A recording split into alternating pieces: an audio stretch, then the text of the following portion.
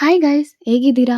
ನಾನು ನಿಮಗೆ 18x2 behind youthful days ಅನ್ನೋ ಮೂವಿ ಲಾಸ್ಟ್ ಎಪಿಸೋಡ್ನ ಎಕ್ಸ್ಪ್ಲೈನ್ ಮಾಡೋಕ್ಕೆ ಬಂದಿದ್ದೀನಿ. ಸೊ ಏನೂ ತಡ ಮಾಡದೆ ಎಕ್ಸ್ಪ್ಲನೇಷನ್ ಒಳಗಡೆ ಹೋಗ್ಬಿಡೋಣ. ಆ್ಯಕ್ಚುಲಿ ಎಮ್ಮಿಗೆ ಒಂದು ವೀಸಿಂಗ್ ಪ್ರಾಬ್ಲಮ್ ಆಗಿ ಅದೇ ಭಾಳ ಸೀರಿಯಸ್ ಆಗುತ್ತೆ. ಸೊ ಅವಳು ಹಾಸ್ಪಿಟಲ್ ಬೆಡ್ ಮೇಲೇ ಸತ್ತೋಗಿರ್ತಾಳೆ. ಇವಾಗ ಅವರಮ್ಮ ಜಿಮ್ಮಿನ ಅವಳ ರೂಮಿಗೆ ಕರ್ಕೊಂಡು ಹೋಗ್ತಾರೆ. ಅವಳ ರೂಮ್ ಹೆಂಗೆ ಇಟ್ಟಿರ್ತಾರೆ ಅಂದರೆ ಯಾವಾಗ ಎಮ್ಮಿ ಮುಂದೆ ಹಂಗಿರ್ತಾಳೋ ಹಂಗೆ ಇಟ್ಟಿರ್ತಾರೆ. ಎಲ್ಲ ಪ್ರತಿ ವಸ್ತುವು ಸಣ್ಣ ಸಣ್ಣದು ದೊಡ್ಡದು ಅವಳ ಮೆಮರೀಸಿಂದ ಕೂಡಿರತ್ತೆ. ಅವನ್ನೆಲ್ಲವೂ ಕೂಡ ಜಿಮಿನ್ ಟಚ್ ಮಾಡ್ತಾ ಫೀಲ್ ಆಗ್ತಾ ಇರ್ತಾನೆ. ಪ್ರತಿ ಕಬೋರ್ಡು ರೂಮ್ಗಳಲ್ಲಿ ಅವಳ ಮೆಮರೀಸಿಂದ ಕೂಡಿರತ್ತೆ. ಅವನು ಕೊಟ್ಟ ಬುಕ್ಕು ಕೂಡ ಅಲ್ಲೇ ಇದ್ದಿರತ್ತೆ. ಅವಾಗೆ ಎಮಿ ಅವರ ಅಮ್ಮ ಒಂದು ಡೈರಿನ ತಗೊಂಡು ಅವನಿಗೆ ಕೊಡ್ತಾರೆ. ಹೇಳ್ತಾಳೆ, ಹಾಸ್ಪಿಟಲ್ ಬೆಡ್ ಮೇಲಿದ್ದ ಲಾಸ್ಟ್ ಡೇಸಲ್ಲಿ ಎಮಿ ಇದನ್ನು ಬರೆದಿದ್ದಾಳೆ, ನಾನು ನಿನಗೆ ಕೊಡ್ತಾ ಇದ್ದೀನಿ ಅಂತ. ಅವಾಗ ಜಿಮಿನ್ ಆ ಬುಕ್ನ ತಗೊಂಡು ತೆಗೆದು ನೋಡಿ ಒಂದು ಕಡೆ ಕುತ್ಕೊಂಡು ಓದೋಕ್ಕೆ ಶುರು ಮಾಡ್ತಾನೆ. ಏಮಿ ಆ ಬುಕ್ಕಲ್ಲಿ ಬರೆದಿರ್ತಾಳೆ, ನಾನು ತೈವನ್ನ ಒಬ್ಬಳೇ ನೋಡೋಕ್ಕೆ ಬಂದಿದ್ದೀನಿ. ಈ ಪ್ಲೇಸ್ ಭಾಳ ಚೆನ್ನಾಗಿದೆ. ಆ್ಯಕ್ಚುಲಿ ನಾನು ಬೇರೆ ಕಡೆ ಎಲ್ಲೋಗಿ ಹೋಗಬೇಕು ಅಂತ ಅಂದ್ಕೊಂಡಿದ್ದೆ, ಆದರೆ ನನ್ನ ಭೀತಿ ಇಲ್ಲಿಗೆ ಕರ್ಕೊಂಬಂದಿದೆ ಅಂತ. ಅವಾಗೆ ನಮಗೆ ಗೊತ್ತಾಗುತ್ತೆ, ಜಿಮ್ಮಿ ಒಂದ್ಸಲ ಸ್ಕೂಟಿ ಕೀಸ ತೊಗೊಂಡು ಹೋಗ್ಬೇಕು ಅಂತ ಒಂದ್ಸಲ ಬಂದಾಗ ಏಮಿ ಮನ್ನ ಕೇಳ್ತಾನೆ. ಆ್ಯಕ್ಚುಲಿ ಏಮಿ ಅವ್ರ ಅಮ್ಮನ ಜೊತೆನೇ ಮಾತಾಡ್ತಾ ಇರ್ತಾಳೆ. ಇದನ್ನು ಓದ್ತಾ ಓದ್ತಾ ಜಿಮ್ಮಿ ಕಣ್ಣಲ್ಲಿ ನೀರು ಬರ್ತಾ ಇರತ್ತೆ. ಎಲ್ಲ ಮಾತುಗಳು ಕೂಡ ಅವನ ಜೊತೆ ಮಾತಾಡ್ದಂಗೆ ಅನ್ಸುತ್ತೆ ಅವನಿಗೆ. ಇನ್ನೊಂದ್ಸಲ ಏಮಿ ಡ್ರೆಸ್ ಚೇಂಜ್ ಮಾಡಬೇಕಾದ್ರೆ ಜಿಮಿನ್ ಬಂದಿರ್ತಾನೆ. ಅದು ಆ್ಯಕ್ಚುಲಿ ಡ್ರೆಸ್ ಚೇಂಜ್ ಅಲ್ಲ, ಅವಳು ಟ್ಯಾಬ್ಲೆಟ್ ಹಾಕೊತಾ ಇರ್ತಾಳೆ ಅವಳ ಪ್ರಾಬ್ಲಮ್ಗೆ. ಅದು ಯಾರಿಗೂ ಗೊತ್ತಾಗಬಾರ್ದು ಅಂತ ಅದನ್ನು ಮುಚ್ಚಿಡೋಕ್ಕೆ ಟ್ರೈ ಮಾಡ್ತಾಳೆ. ಅದೇ ಟೈಮಲ್ಲಿ ಈ ಥರ ಸಿಚುವೇಶನ್ ಆಗುತ್ತೆ. ಇದೇ ಥರ ಇನ್ನೊಂದು ಸಿಚುವೇಶನು ಅದರಲ್ಲಿ ಬರೆದಿರುತ್ತೆ. ಅದೇನಂದರೆ ಅವರಿಬ್ಬರು ಕೂಡ ಮೂವಿ ನೋಡೋಕ್ಕೆ ಅಂತ ಹೋದಾಗ ಅವಳು ಯಾಕೆ ಅಳ್ತಾಳೆ ಅಂದರೆ ಅವಳ ಲೈಫ್ ಕೂಡ ಆ ಮೂವಿಯಲ್ಲಿ ಎಂಡಾದಂಗೆ ಎಂಡಾಗುತ್ತೆ ಅಂತ. ಆ್ಯಂಡ್ ನೆಕ್ಸ್ಟ್ ಜಿಮಿನ್ ಏಮಿನ ಕಂಫರ್ಟ್ ಮಾಡಬೇಕು ಅಂತ ಅಂದ್ಕೊಂಡಾಗ ಅವಳು ಅಲ್ಲಿಂದ ಎದ್ದು ಒಳಗೆ ಬಂದುಬಿಡ್ತಾಳೆ. ಯಾಕಂತಂದರೆ ಅವಳು ಆ ಇಮೋಷನ್ಸ್ನ ಕಂಟ್ರೋಲ್ ಮಾಡೋಕ್ಕೆ ಆಗಿರಲಿಲ್ಲ.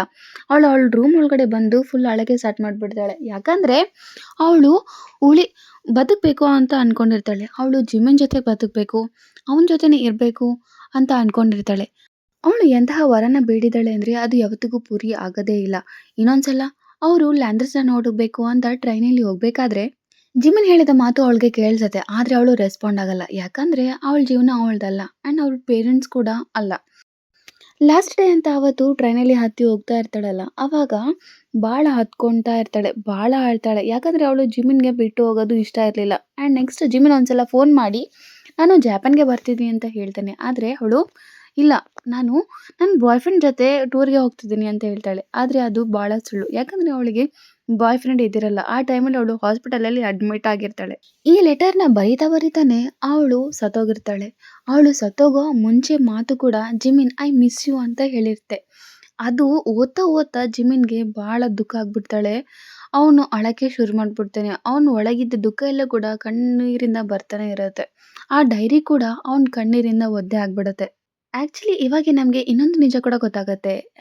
ಏನಾಗುತ್ತೆ ಅಂದರೆ ಜಿಮಿನ್ ಇಂಟರ್ ಪಾಸ್ ಆಗಿರ್ತಾನೆ. ಅವನು ಅಡ್ಮಿಷನ್ಸ್ ಆಗಿ ಪಾಸ್ ಆಗಿರ್ತಾನಲ್ವಾ, ಅವನು ಆ ಯೂನಿವರ್ಸಿಟಿಗೆ ಹೋಗ್ತಾನೆ. ಅವನು ಒಳ್ಳೆ ಸ್ಕೋರಿಂದ ಸೆಲೆಕ್ಟ್ ಆಗ್ತಾನೆ. ಆ್ಯಂಡ್ ಅಲ್ಲಿ ಅವನು ಒಂದು ಗೇಮ್ನ ಕೂಡ ಡಿಸೈನ್ ಮಾಡ್ತಾನೆ. ಆವಾಗೆ ಅವನು ಸ್ವಲ್ಪ ಎಲ್ಲರಿಗೂ ಗೊತ್ತಾಗಿ ಫೇಮಸ್ ಆಗ್ತಾ ಇರುತ್ತೆ. ಇಷ್ಟರಲ್ಲೇ ಏಮಿ ಅವರ ಫ್ಯಾಮಿಲಿಯಿಂದ ಫೋನ್ ಬರುತ್ತೆ, ಇನ್ನು ಏಮಿ ಇಲ್ಲ ಅಂತ. ಆ ಮಾತು ಕೇಳಿದ ತಕ್ಷಣ ಅವನು ಕುಸಿದು ಬಿದ್ದುಬಿಡ್ತಾನೆ. ಅವನು ಅಲ್ಲಿಂದನೇ ನಗೋದನ್ನು ನಿಲ್ಲಿಸ್ಬಿಡ್ತಾನೆ. ಆ ನಗೋದು ನಿಲ್ಸೋದು ಅವ್ನ ಲೈಫ್ ಪೂರ್ತಿ ಕಂಟಿನ್ಯೂ ಆಗಿಬಿಡುತ್ತೆ. ಸ್ವಲ್ಪ ವಿಷಯಕ್ಕೂ ಕೂಡ ಕೋಪ ಪಡ್ತಾ ಇರ್ತಾನೆ.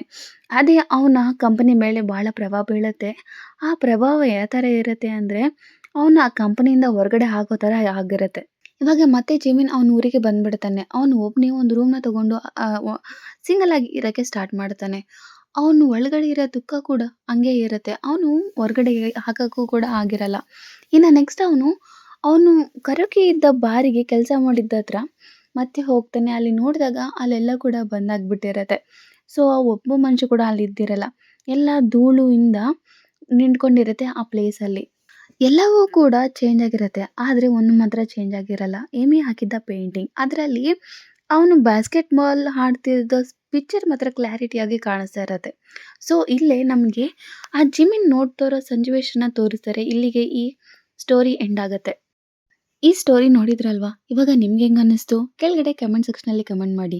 ಸೊ ನಿಮ್ಮ ಲೈಫಲ್ಲಿ ಕೂಡ ಈ ಥರ ಎಮ್ಮಿ ಏನಾದರೂ ಇದ್ದರೆ ಕಮೆಂಟಲ್ಲಿ ಹಾಕಿ, ನಾವು ಕೂಡ ತಿಳ್ಕೊತೀವಿ. ಆ್ಯಂಡ್ ನೆಕ್ಸ್ಟ್ ಎಪಿಸೋಡ್ ಅಂದರೆ ಹೊಸ ಮೂವಿ ಅಪ್ಡೇಟ್ ನೋಡಬೇಕು ಅಂದರೆ ನನ್ನ ಚಾನಲ್‌ನ ಸಬ್ಸ್ಕ್ರೈಬ್ ಮಾಡಿ. ಕೆಳಗಡೆ ಇರೋ ಬೆಲ್ ಐಕಾನ್ ಕೂಡ ಕ್ಲಿಕ್ ಮಾಡಿ. Thank you all for watching.